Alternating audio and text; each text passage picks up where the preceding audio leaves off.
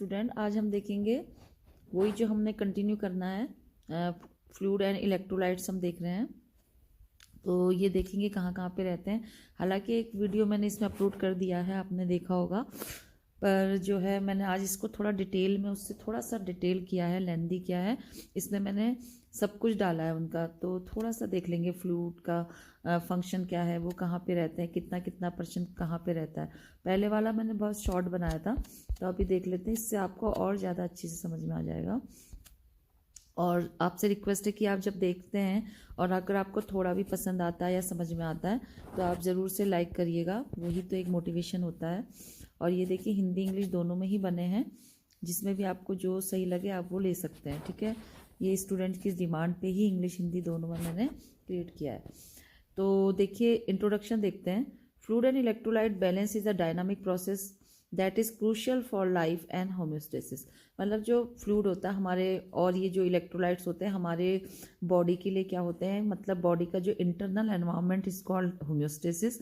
हमारा जो अंदर का, बॉडी के अंदर का जो एटमॉस्फेयर होता है, जो मेंटेन रहता है कि कितना उसका टेम्परेचर होना चाहिए, कितना उसमें फ्लूइड होना चाहिए, वो सब ये मेंटेन करते हैं फ्लूइड और इलेक्ट्रोलाइट बैलेंस, ठीक है। इनको बैलेंस रखना बहुत ज़रूरी होता है, और ये एक डायनामिक प्रोसेस होता है, यानी कि कंटिन्यू चलने वाला प्रोसेस होता है और हमारी लाइफ के लिए बहुत इंपॉर्टेंट होता है।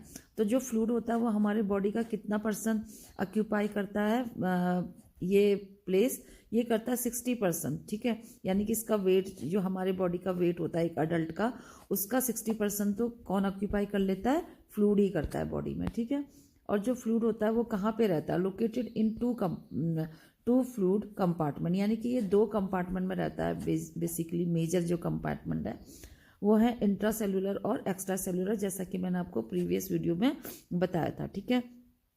यू कैन सी हियर, जैसे कि ये आप देख पा रहे होंगे, ये यहाँ पे आप देख पा रहे हैं, ये है इंट्रावस्कुलर फ्लूइड हो गया। और जो सेल के अंदर है, जैसे ये वाला सेल है ना, सेल के अंदर हो गया वो इंट्रासेल्यूलर फ्लूइड हो गया, जैसे मैंने उस वीडियो में बताया था। और इंटरस्टिशियल जो हो गया, इनके बीच का, जो कि ये जो 2 सेल है और जो ये ब्लड है, ब्लड वेसल्स है, इसके बीच का जो फ्लूइड होता है वो इंटरस्टिशियल फ्लूइड होता है, ठीक है। और एक्स्ट्रा फ्लूइड का ही ये एक पार्ट होता है। तो ये अभी मैं आगे आगे बताऊंगी अच्छी से। देखिए अब इंट्रासेल्यूलर फ्लूइड देखिए। इंट्रासेल्यूलर फ्लूइड क्या होता है, लोकेटेड इनसाइड सेल, ठीक है, प्राइमरी इन द साइटोप्लाज्म, ठीक है। ज़्यादातर ये जो होता है, ये मुख्य रूप से जो होता है साइटोप्लाज्म में रहेगा, कोशिका के अंदर, सेल के अंदर रहता है, और उसी को बोलते हैं इंट्रासेल्यूलर फ्लूइड, ठीक है। यहाँ पर ये सेल के अंदर होगा, इस पे, और बेसिकली कहाँ पे होगा, साइटोप्लाज्म में। और ये कम से कम 40% यानी कि 40% ऑफ बॉडी वेट को बनाता है, यानी कि हमारे बॉडी का जितना वेट है उसका 40% तो कौन बनाता है, इंट्रासेल्यूलर फ्लूइड बनाता है, ठीक है। और इसमें क्या रहता है, ज़्यादातर ये जो होता है मोस्टली वाटर होता है इसमें, विद डिजॉल्व प्रोटीन होते हैं एंड अदर सब्सटेंस, यानी कि इसमें प्रोटीन भी होंगे, प्रोटीन के साथ और अदर सब्सटेंस के साथ डिजॉल्व रहता है, घुले हुए रहते हैं इसमें। और ये ज़्यादा क्या होता है, मोस्टली फ्लूइड ही होता है, ठीक है, इंट्रासेल्यूलर, ठीक। अब उसके बाद है stable in dozen change quickly, और ये क्या रहता है, स्टेबल रहता है, यानी कि चेंज होता नहीं रहता बार बार, जहाँ पे है वहीं पे ये स्थिर रहता है, कहने का मतलब एकदम क्विकली, बहुत जल्दी जल्दी चेंज नहीं होता है। Site of many chemical reaction, और इसमें क्या रहते हैं, बहुत सारे केमिकल अपनी प्रतिक्रिया करते रहते हैं, प्रतिक्रियाएं होती है, रासायनिक चेंजेस इसमें होते रहते हैं, रिएक्शन। अब है एक्स्ट्रा सेल्यूलर, ये हमने क्या पढ़ा था, intracellular, inside of the cell, ठीक है। अब हम देखते हैं एक्स्ट्रा सेल्यूलर। तो जो एक्स्ट्रा सेल्यूलर मतलब जो सेल के बाहर का फ्लूइड है, ठीक है। अब ये होता है 20% ऑफ बॉडी वेट, हमारे बॉडी का 20% तो कौन होते हैं, एक्स्ट्रा सेल्यूलर फ्लूइड ही बनाता है, ठीक है। जो फ्लूइड होता है एक्स्ट्रा सेल्यूलर, वो 20% हमारे बॉडी वेट का बनाता है।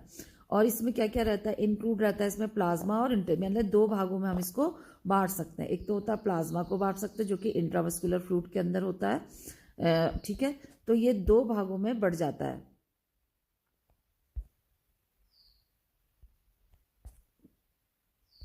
ये प्लाज्मा और इंटरस्टिशियल फ्लूइड, प्लाज्मा और इंटरस्टिशियल फ्लूइड, ठीक है। इंटरस्टिशियल फ्लूइड और प्लाज्मा में 2 पार्ट में जो है एक्स्ट्रा सेल्यूलर फ्लूइड को डिवाइड कर सकते हैं, ठीक है।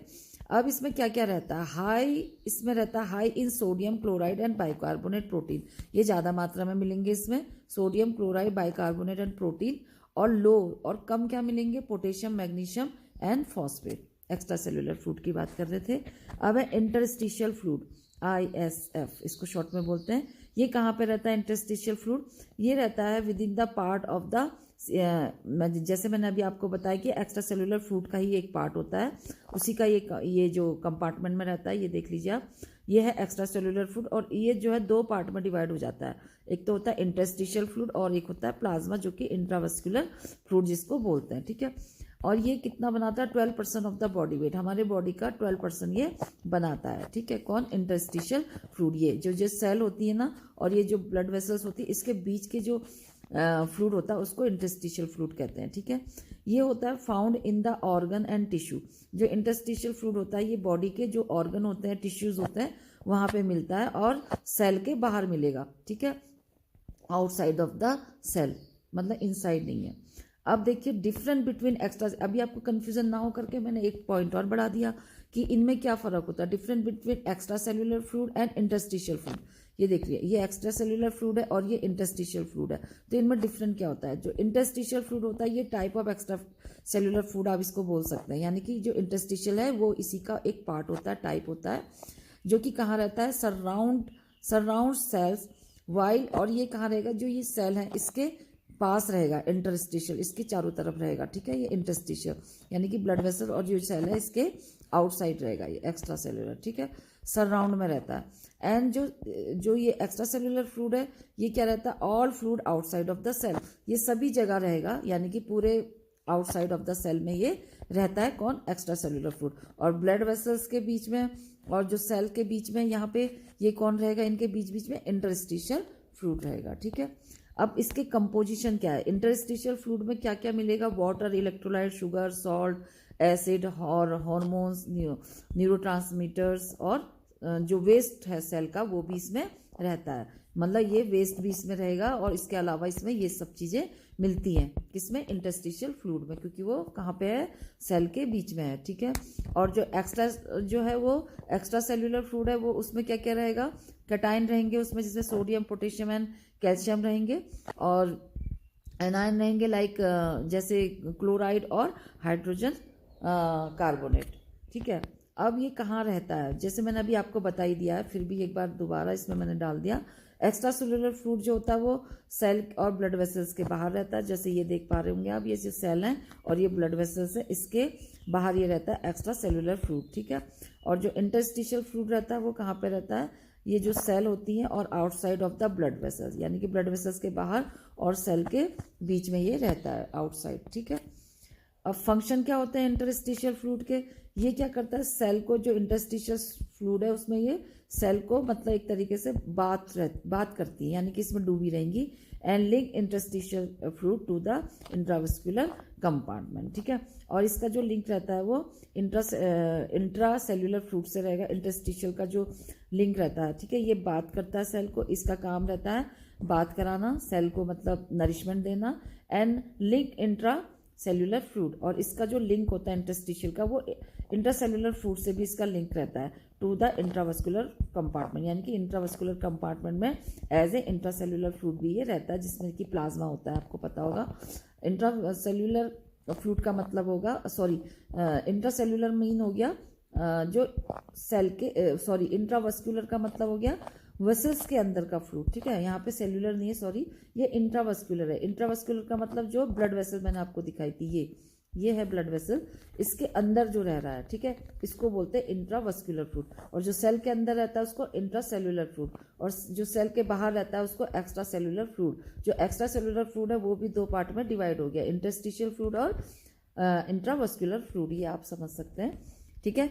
तो इंटरस्टिशियल आप समझ गए कि इसमें इसका जो काम होता है वो क्या होता है, सेल को नरिश देना, यानी कि उसको बाथिंग कराना, और इसका लिंक जो होता है इंट्रा सेलुलर फ्लूइड से रहता है, इंट्रा सेलुलर फ्लूइड से इसका लिंक रहता है, और ये इंट्रावेस्कुलर कंपार्ट में भी पाया जाता है, ठीक है। यहाँ पे आप देख सकते हैं हिंदी में भी, कोशिकाओं को नहलाता है और अंतः कोशिकीय द्रव को अंतःस्रावी डिब्बे से जोड़ता है, ठीक है। इंट्रासेल्यूलर जो फ्लूइड होता है उसको इंट्रावस्कुलर कंपार्टमेंट से जोड़ता है, इंट्रासेल्यूलर फ्लूइड, ठीक है। यहाँ पे आप देख पा रहे होंगे ये है इंट्रासेल्यूलर फ्लूइड और ये है इंट्रावस्कुलर फ्लूइड, और यहाँ पे बीच में इनके हो गया इंटरस्टिशियल फ्लूइड। अब यहाँ पे से जो भी नरिशमेंट होगा वो यहाँ से कहाँ जाएगा, वो हमारे ब्लड वेसल्स में जाएगा, जैसे कि मैंने बताया था क्या क्या चीज़ें होती हैं, है ना। तो इस तरीके से ये इसमें कनेक्ट रहेगा, लिंक रहेगा, कहने का मतलब यानी कि सेपरेट नहीं रहेगा, लिंक रहता है आना जाना। मतलब ये उसमें क्या हो सकता है, मतलब ये इसमें फ्लो कर सकता है, कहने का मतलब। लेकिन इसके जो इसमें हमने आगे आगे देखा था कि जो ये होती है ना परमेबल जो मेम्ब्रेन होती है उसको क्रॉस कर सकता है, और हमारे जो इंट्रावस्कुलर चैम्बर है यानी कि जो ब्लड वेसल्स है उसमें ये इस तरीके से जो भी न्यूट्रिएंट है उसको पहुंचाता है, वेस्ट को बाहर करता है। अब हो गया प्लाज्मा। प्लाज्मा क्या होता है, ये एक कंपोनेंट है ब्लड का जो कि क्या करता है, red blood cell, white blood cell यानी कि जितनी भी उसमें सेल होती है उसको बात कराता है, यानी कि उसमें वो नरिश रहती हैं। और ये जो होती हैं, plasma has a higher protein content. अब प्लाज्मा में ज़्यादा क्या रहता है, प्रोटीन कंटेंट रहता है then the interstitial fluid. Interstitial fluid में प्रोटीन कंटेंट कम रहेगा, लेकिन प्लाज्मा में क्या रहता है, ज़्यादा रहता है, जो कि क्या करता है, हेल्प करता है किसमें, ये जो मिनरल्स होते हैं, हार्मोन्स होते हैं, उसको ट्रांसपोर्ट करने में हेल्प करता है, ठीक है। तो और यहाँ पे देख लीजिए आप लोकेशन एक बार और देख लीजिए, ये हो गया जो ब्लड वेसल्स है, इसके अंदर आरबीसीज होती हैं, और ये जो होती है आरबीसीज, डब्ल्यूबीसी, ये सब रहेंगी, और इन्हीं के बीच बीच में ये जो होता है वो क्या रहता है, प्लाज्मा रहता है। ये देखिए ये प्लाज्मा रहता है, ठीक है। और ये होगी प्लाज्मा मेम्ब्रेन जो कि क्या करता है, उसको नरिश करके रखता है। और ये होगी कैपिलरीज, इसकी कैपिलरी मेम्ब्रेन होगी, और ये हो गया प्लाज्मा जो कि मेम्ब्रेन के क्रॉस रहेगा, ठीक है। और ये है एक्स्ट्रा सेलुलर फ्लूइड जो होता है उसी के ये पार्ट होता है, प्लाज्मा और इंटरस्टिशियल फ्लूइड। ये देख लीजिए ये एक्स्ट्रा सेलुलर फ्लूइड है, और ये इंटरस्टिशियल और प्लाज्मा में दो पार्ट में ये डिवाइड हो गया। तो thank you guys for watching this video. Please do like, share, comment and subscribe this channel. मिलते हैं फिर से नए वीडियो में। नया वीडियो मीन इसी का मैंने ये देखिए बना रखे हैं पूरे नोट्स, तो मैं इसको धीरे धीरे करके आपको प्रोवाइड करवाऊंगी। तब तक के लिए बाय, टेक केयर।